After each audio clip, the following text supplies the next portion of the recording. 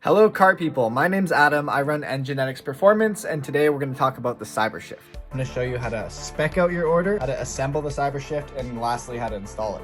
If you're an existing Enginetics customer, welcome back. You'll recognize everything from the bottom here. This stuff you can reuse with your CYBERSHIFT. If that's the case, on the website, you'll just select that you don't need internals and you'll get a bit of a discount. If you want to buy a whole new setup or you're brand new to Enginetics, welcome. First of all, you're going to select that you need internals. From there, you just got to know what thread pitch your shifter is, and that will dictate what size the jam nut is and if you need an adapter.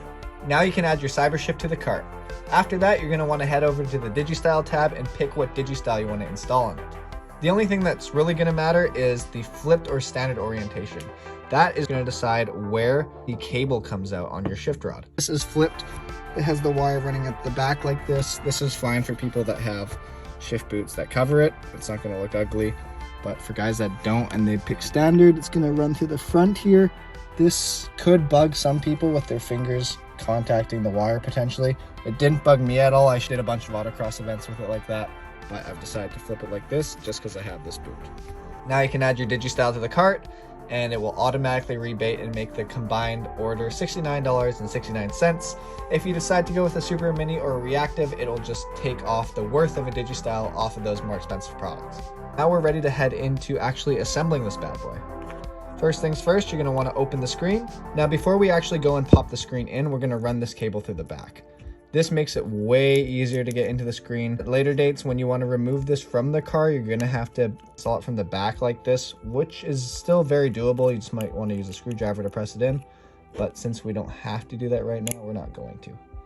So the screen's just going to snap into place like that. The next step is to grab this plate, put it right on top of the screen, makes it nice and flush for the sticker. Now we're on to the tricky part.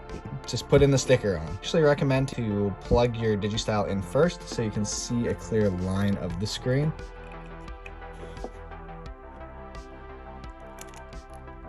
I'd recommend matching the bottom on your bottom thumb like this. Just getting it nice and even along the edges and everything. Boom.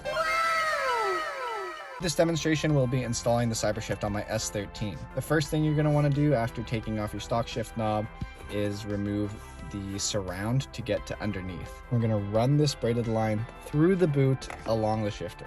Braided line going through the boot. We put the included jam nut on. If your shift boot has enough space that you can fit this through after, even with it up top on the shaft, then don't worry, do this step later. Now we're going to want to see which adapter we need.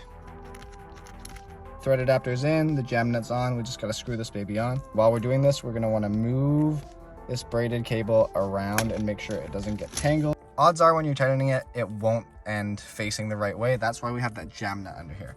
So you wanna, once this is tight and doesn't turn anymore, you wanna back it off until it's at the perfect spot.